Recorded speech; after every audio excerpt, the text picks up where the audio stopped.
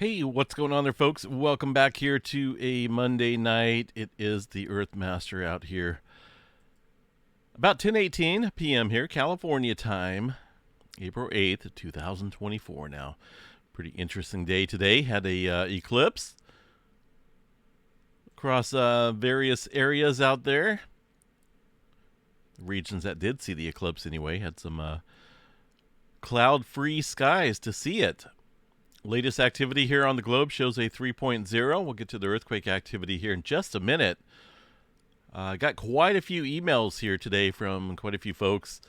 I got to go through all the images here and probably put together a little show tomorrow to show some of the user or the viewer sent in images of the eclipse. They're all fascinating, all awesome. I'm glad that quite a few folks got to see the eclipse today. Now, I did have a couple questions here asking what are these sunspots out here that are producing these large flares? Well, real quick, let me show you guys the solar weather chart right here. And if you look, there's not a whole lot of sunspots out here that would be producing any flaring at all. So those are actually prominences. Beautiful areas, arcs of plasma above the surface, or at least into the area of the sun up above. And these are seen in totality here as red, almost looks like red flares, but they are prominences. And this article here from Scientific American does a good job on explaining it specifically what it is. So it appeared as like reddish dots. Some people thought these were flares, but they are not actually flares. They're just prominences visible during the eclipse here. Now, let's see here. During an eclipse, the moon blocks all the light from the sun's visible surface, which, you can always obviously take off your solar glasses there when it's completely blacked out, which usually marks the corona area. But during totality, for just a couple minutes, a corona appears as a fiery white halo around the black moon. It's almost like a black hole sun up in the sky. That's the best way I can describe it. And it's beautiful to see these stunning prominences. And they're basically, it's a loop. That's a word I was trying to think of. A massive loop of the sun's plasma that hangs attached to the visible surface of the sun, forming perhaps within a day, but lasting as long as several months. And sometimes these can blast off. I don't think anyone seen any of these blast off today. They were just kind of hanging around there above the sun's surface, or at least the visible surface. So that's what those are. Pretty crazy, huh? But far as the current space weather activity, as you can see, we're getting the sun eclipse right now. From the spacecraft here that normally monitors it. I believe that's the Earth eclipsing the sun right now. It happens every 24 hours. Far as actual flaring goes, there's not a whole lot here, as I just explained, down into the B flare category. So flaring is not happening right now. We do have a couple sunspots out here, none of noteworthy value. The overall threat right now still fairly low. 40% chance for a C flare, M flare at 10%. Not for sure why on that, but okay. X flare around 1% or less, obviously. Okay, I see. 3633 is a beta gamma magnetic structure there, and that's going to be this area here. Out on the eastern quadrant of the sun, a little bit of complexity going on here. Notice all these different intermingling of colors, indicating potentially a growing sunspot out here. So we'll have to watch that. And really no major auroras in the forecast here. Very minimal conditions here over the next couple nights. A look at the far side of the sun. Let's see, have they updated this? It looks like they have. There's 3615, the old sunspot 3615 here on the far side of the sun. Getting closer to the eastern limb over here. This is kind of just like a layout here of the Earth-facing side. This is going to be the western limb, but it's split here. It's just how they have it set up. Eastern limb here, western limb over here, and this sunspot will be visible here, in a week or so. And it does look fairly complex. Well, I can't tell about the complexity, but it does look fairly large still. almost larger than what it was when it was back over here. This was the culprit of many M flares when it was facing the Earth. All right, so earthquake activity. I've seen a lot of posts out here talking about some, earthquake activity possibilities during an eclipse. And to tell you the truth here, we really haven't seen any unusual activity, no major earthquake activity following the eclipse today. The largest earthquake was a 6.0, and that's actually fairly common. Any day can bring a 6-pointer, and there was no eclipse out over here. Just happens to be in the area that sees a lot of earthquakes on any given day out in the Indonesia Islands area. Across the area of totality, well, typical movement quakes out here in the oil fields of Texas, a little bit in Oklahoma. And, of course, we've been having some earthquake activity out here across the eastern area of the states, but this activity has been stirred up prior to the eclipse. So I don't think this has anything to do with the eclipse today. 2.3 near the Sandy Hook, Kentucky area. That was early this morning. A little earthquake outside of the Richmond, Virginia area as well. 2.1 tonight. And as far as the clustering going on up here in the New Jersey area, of course, this is the area that's seen that that 4-pointer here a couple days ago now. It's going to be a 4.8 and also a 3.8 in there, along with many, many other aftershocks for a total tally of 44 earthquakes. Now, we have seen the multitude of quakes calm down. There's the last one, if you look here, was earlier today, this afternoon time frame for a 1.3, but we haven't seen anything since. And we'll just continue to watch that, but, no unusual activity to note there. Down south of the border here, 3.1 coming in this evening. That is off of the Imperial Fault here. Up along the San Andreas Fault, pretty quiet. Not a whole lot going on aside from some very small microquake activity. And if you look into Northern California, it looks about the same. Small amount of earthquake activity out here south of Reno. This is around the... this is south of the Steamboat area where we had seen some swarming out here in the last month or so. This activity around the Virginia City area. A couple small quakes there. But aside from that, looking at in general earthquake activity, this is very common out here in terms of microquake movement. Some activity around Mount St. Helens.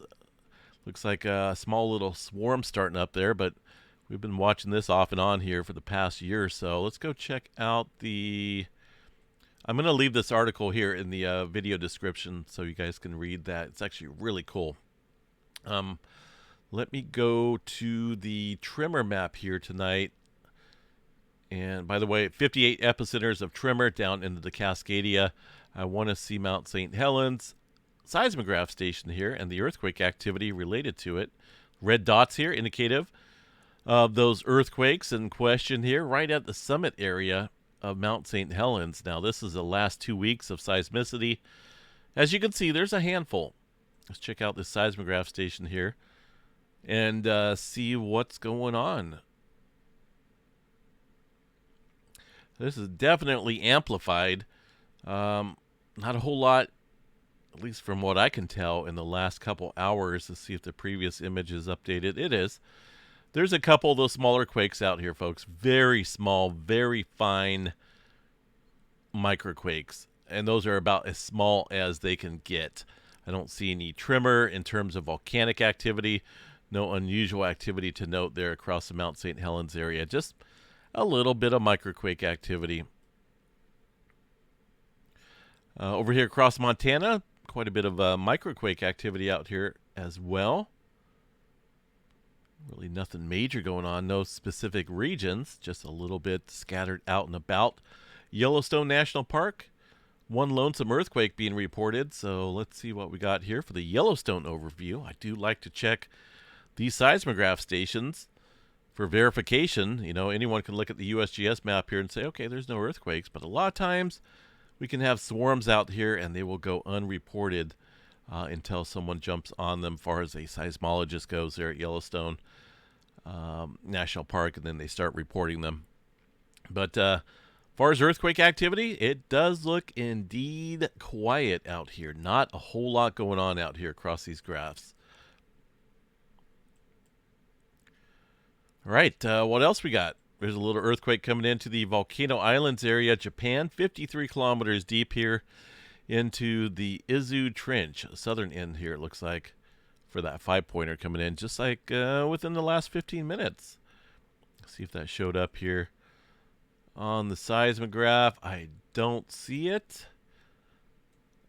I got a Japan station right there, but yeah, a little earthquake coming in right now. Still some movement around the Taiwan area following that activity there. Were they seen that larger quake activity just, has it been over a week ago now? Let me see here.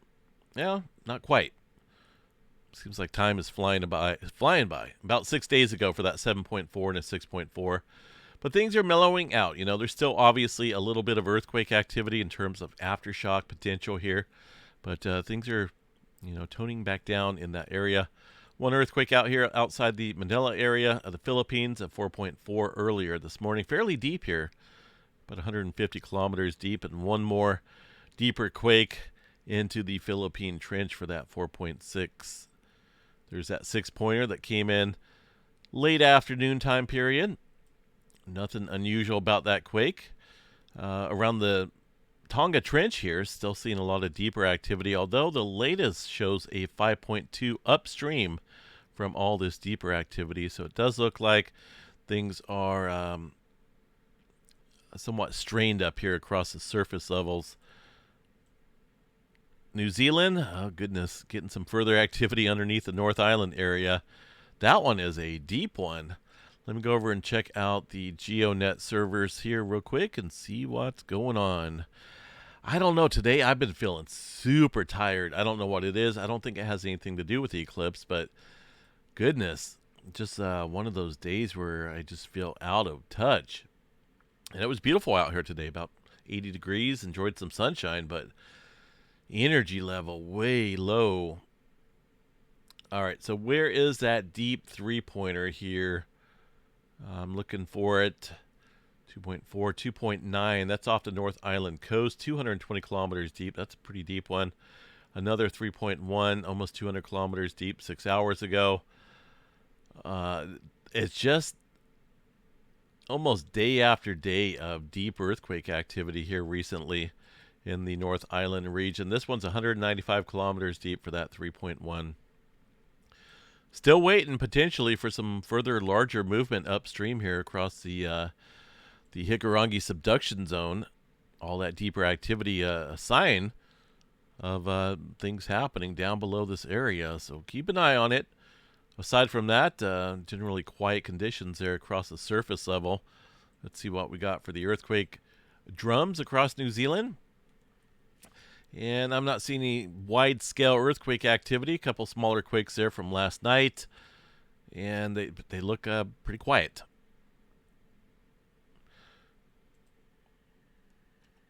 Let's check out Earthquakes Canada here real quick. I know I don't check them out as much as I should, because they do get earthquake activity. And what goes on up there is ultimately related to potentially what goes on across the rest of the North American plate here. There's not a whole lot, at least that I can see right now, happening. Slight activity up here across the, this is going to be the northern end here of the Juan de Fuca plate. It almost looks like that is on the Explorer plate. There's actually 3 separate plates here.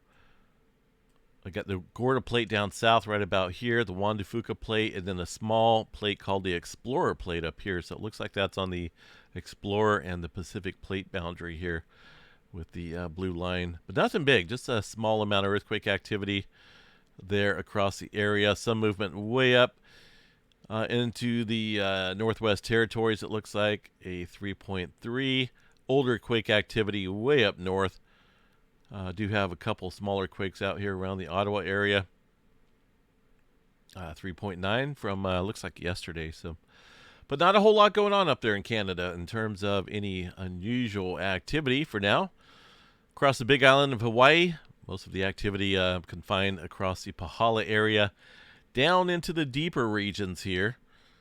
This is always This is very typical across this area in terms of swarming, ongoing swarm since I don't know. They've been studying this activity since the 60s, I believe, or 70s. There's a little article related to the Pahala earthquake activity at this depth, normally about 31 to 35 kilometers in this area. It's been consistent for quite a while, but nothing unusual. There is a little small quake over here on the west side of the Big Island for a 1.8, but really nothing major going on there. The Atlantic Ocean, pretty quiet, pretty clear. Nothing showing up here on the earthquake 3D globe aside from one way up here, 3.1. There's a Middle America Trench activity. This region looks a little bit more active than pretty much all the other areas right now. Got a 4.9 coming in. That was about 15 minutes or so ago as well. So notice that we get got that 5.0 coming in, and then a 4.9 literally just a couple minutes later. So looking at some adjustment going on here across the western areas of the Pacific Plate, and that's of course hugged up right against the Philippine Plate. So keep an eye on that area. Definitely showing some interesting activity there back to back. 2.7 here across the Middle America Trench, it looks like. Let's see what we got here for the Iceland activity. Last time I checked this morning, things were still active. There's the large crater, one of the large craters out here, still remaining quite active, obviously. Now, of course, last night, or I think it was the night before, it blew out the north wall here. So a lot of the lava is flowing now away from the camera and towards the north. Before there was just a mountain of lava pouring out, like a river, so to speak. And it does look like things are quite active out there. Let's check out earthquake activity, see if there's anything of abnormal activity. Pretty quiet. Looks like about 45 earthquakes here in total.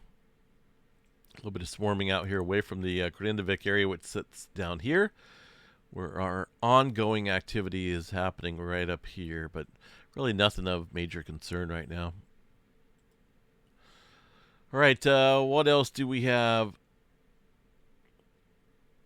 Yeah, look at that. Just moments later, we see that 4.9 kick up following that 5-pointer. So it just goes to show you how quick a little adjustment here could affect an area hundreds of miles down south here. These are, huge for us, us little ants here. As far as humans go, this is a very large area, large distance, but in terms of the plates in general, they'll move around. And if you get one piece of the puzzle moving around, it can ultimately affect other areas of the puzzle thousands of miles away or even nearby.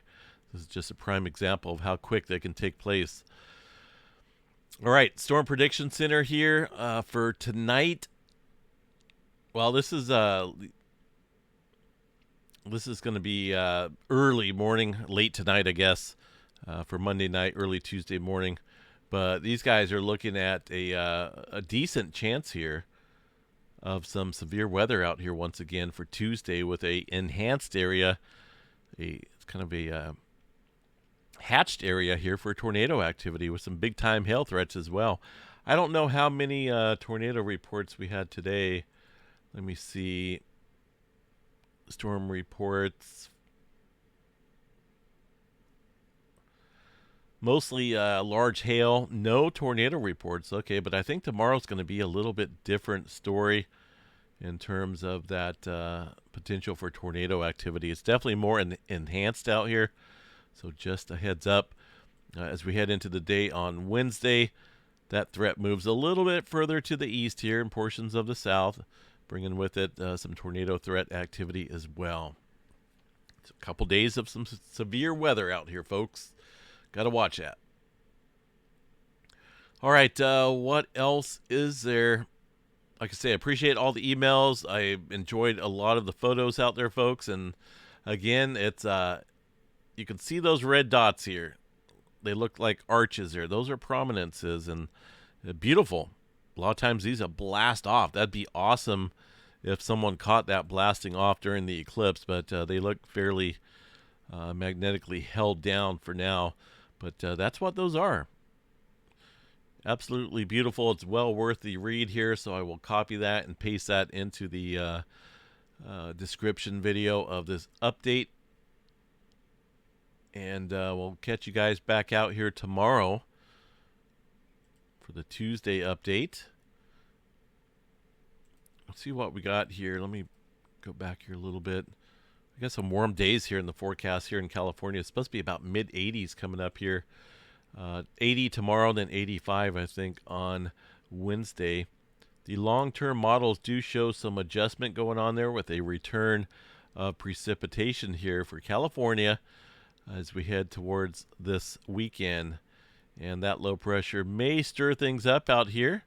Does look like it wants to bring in some severe potential out here across the southern plains and up into the northern plains as well as we head into early next week. A lot of colder air coming back down. And that looks like a multi-day event. Look at this. Boom, boom, boom. Just lots and lots of moisture right there. That's crazy.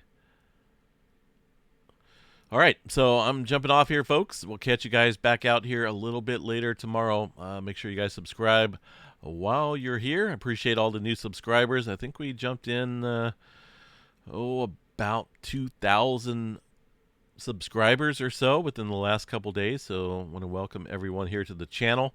And by the way, we do monthly drawings here for our members. If you're not a member here on this channel and you want to help support the channel and be entitled to some extra perks and emojis and extra videos and whatnot and monthly drawings, jump on board for the membership. We have 3 different levels. Doesn't matter which one you're in. The upper levels there are just kind of a sign of more support here for the channel, but you can be on the lower member and still be entered into the drawing that we hold every 15th of the month. Coming up here in about a week, we'll do another member drawing. We've been doing it here for coming up on 2 years now, so what you can win? Well, you can win some prizes. You can win some geology kits. You can win some Earthmaster merchandise, or you can win some gift cards. So it's worth it to jump on board. We'll catch you guys back out here in the morning, folks. Have a good night. Stay safe out there.